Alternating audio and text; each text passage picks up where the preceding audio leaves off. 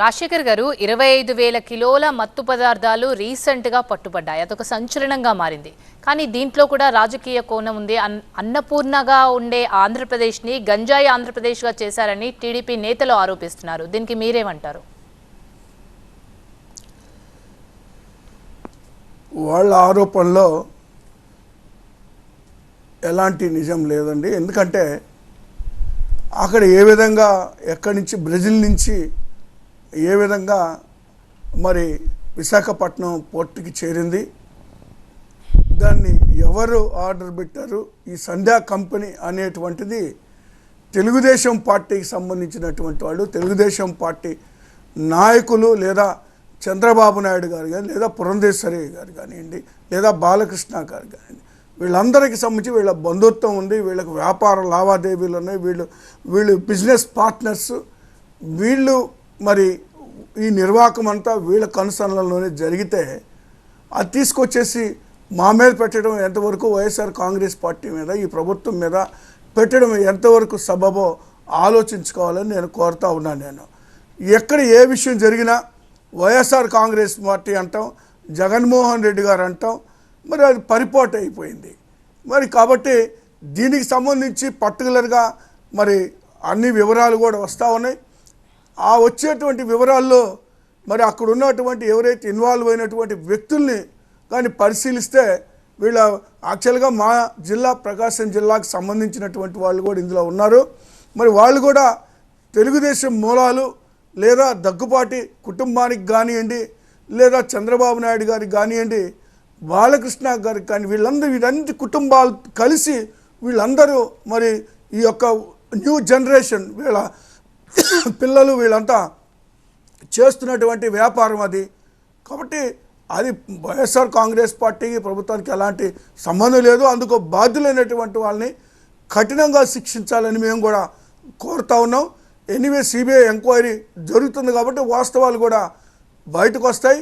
ఖచ్చితంగా ఇందుకు బాధ్యులైనటువంటి వాళ్ళు ఏ ఒక్కరు కూడా తప్పించుకునేటువంటి అవకాశం లేదని తెలియజేస్తున్నానండి.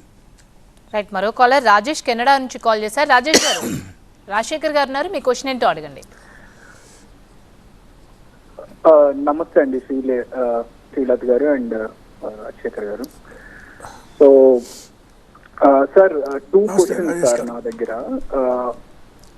క్వశ్చన్ అడిగే ముందరే మీకు నేను చెప్తున్నాను, నేను జనసేన అభిమాని అండి, అందుకు ప్రశ్న కరెక్ట్ గా అర్థం అవుతుందని చెప్తున్నానండి.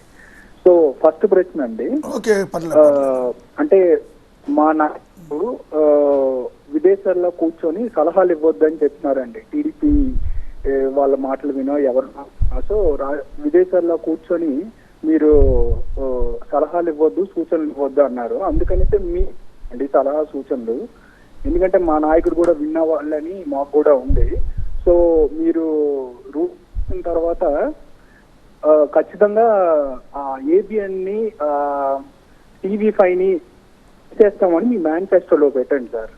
మీరు ఖచ్చితంగా ఈసారి 110, 120 కాదు 150 అయినా గెలుస్తుంది. అది నా ఫస్ట్ థింగ్ అండి, ఫస్ట్ రిక్వెస్ట్ అండి. అంటే మీకు సలహా సూచన ఇస్తున్నాను, మీరు తీసుకోండి సార్, ఎందుకంటే తీసుకోవట్లేదు. రెండోది, వైఎస్ఆర్సీపీ జనసేన బీజేపీ ఒక పొత్తులో ఉన్నట్టు నాకేం అనిపించలేదు సార్.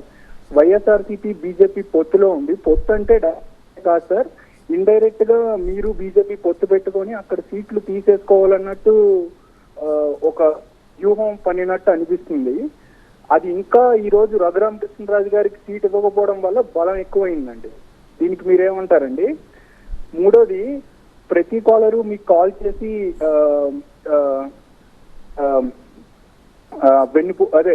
హూ కిల్డ్ బాబాయ్ అని అడుగుతున్నారు కదా, వీటికన్నా ముందర హూ కిల్డ్ మామా, హూ కిల్డ్ ఇప్పుడు గీతాంజలి వరకు చెక్ చేసుకున్నా చాలా ఉన్నాయి.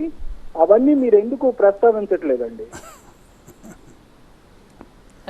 నోటు గురించి ఎందుకు మీరు ప్రశ్నించట్లేదు? రాజేష్ గారు ఇప్పుడు ఎన్టీఆర్ గారు మరణానికి ఎవరు కారకులో, ఎన్టీఆర్ గారు పార్టీని ఎవరు హైజాక్ చేశారో, ఆ కుటుంబాన్ని ఏ విధంగా ఇబ్బంది పెట్టారో, ఆ కుటుంబం మరి ఆనవాళ్ళు కూడా లేకుండా రాజకీయాల్లో ఎవరు చేశారో ప్రజలందరికీ కూడా తెలుసు. అందులో కొత్తగా మేము చెప్పాల్సింది ఏం లేదు. అది చంద్రబాబు నాయుడు గారి ఆధ్వర్యంలో ఈ కార్యక్రమాలు జరిగినాయి అని అందరికీ తెలిసిన విషయమే. అది వెన్నుపోటు రాజకీయాలు అనేటువంటిది. అది అలా ఉంచితే మీకు సలహాలు ఇవ్వద్దు, విదేశాల్లో ఉండని మీ నాయకుడు చెప్పారు అని మీరు చెప్తున్నారు పవన్ కళ్యాణ్ గారు. మాకైతే ఎలాంటి అభ్యంతరం లేదు. ఎక్కడుండైనా సరే మీ సూచనలు సలహాలు ఇవ్వచ్చు.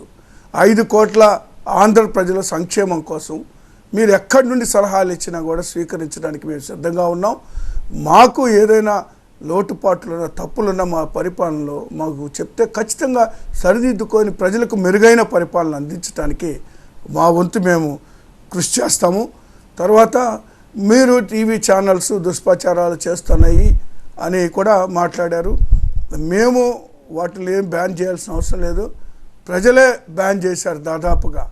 ఏదైతే టీవీ ఛానల్స్లో తప్పుడు ప్రచారాలు చేస్తూ ఉన్నారో వాళ్ళ విషయంలో మరి ఖచ్చితంగా ప్రజలు వాళ్ళని తిరస్కరిస్తారు. ప్రజలే ఆ ఛానల్స్ని అవాయిడ్ చేస్తారు. కాబట్టి మేము కొత్తగా చేయాల్సినటువంటి అవసరత ఏమి లేదు అని తెలియజేస్తూ ఉన్నానండి.